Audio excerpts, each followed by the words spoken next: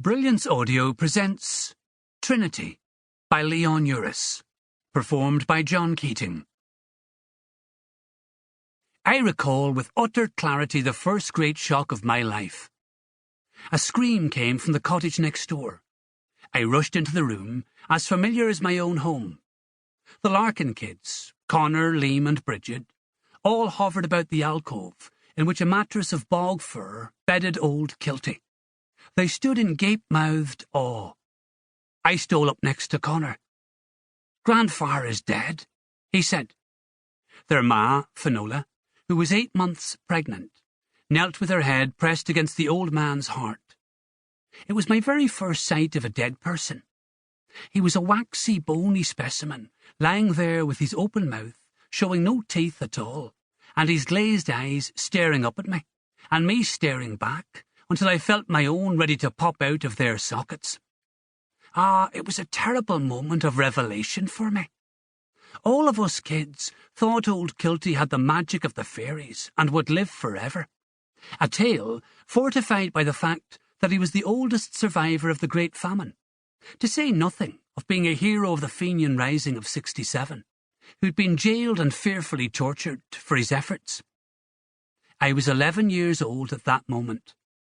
Kilty had been daft as long as I could recall, always huddled near the fire, mumbling incoherently. He was an ancient old dear, ancient beyond age, but nobody ever gave serious consideration to the fact he might die. Little Bridget began to weep. "Hush," her ma said sharply. "You'll not do any crying until Grandfar has been properly prepared. The house has been surrounded by fairies, just waiting to pounce, and your weeping will encourage them to break in and snatch his soul from us." Finola struggled to her feet, going into a flurry of activity. She flung open the windows and doors to let the evil spirits out, and quickly covered the mirror to hide his image. "Liam, you be telling the news. Be sure to go to the byres and the beehives and let the cattle and bees know that Kilty Larkin is gone. Don't fail, or the fairies will take his soul." She wrung her hands and sorrowed. "Oh, Kilty, Kilty, it was a good man you were." And then she turned to me. "Seamus." "Yes, ma'am," I answered. "Get to your ma. I'll need her good hands to help me lay him out. Connor." Connor didn't respond, just looking on at his grandfather.